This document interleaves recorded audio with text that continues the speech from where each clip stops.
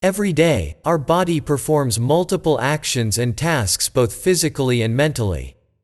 But have you wondered what is the master organ which controls everything in our body? You guessed it, it is the brain. The human brain is the central organ of the human nervous system. It controls all the activities of the body. Neurons are fundamental units of the brain and the nervous system. These cells are responsible for receiving sensory input from the external world and for sending motor commands to our muscles like the microcontroller does in a machine. Neurons are typically classified into 3 types based on their function. They are sensory neurons, motor neurons, interneurons. Now let us continue talking about the human brain. In general, the right side of the brain receives and controls signals from the left side of the body, and vice versa. The left hemisphere controls functions such as speech, writing, and mathematics. The right hemisphere controls aspects of creativity, emotional and motor control. The cerebellum sits below the cerebrum and works to coordinate functions such as posture and balance. It also sends signals to control muscle movements.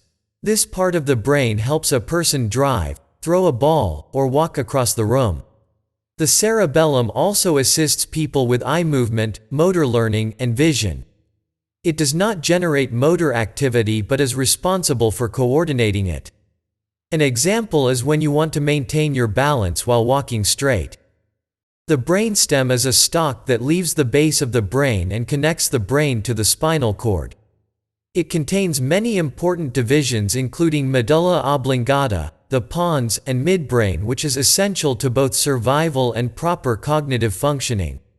The amygdala is a collection of nuclei found in the temporal lobe of the cerebral cortex.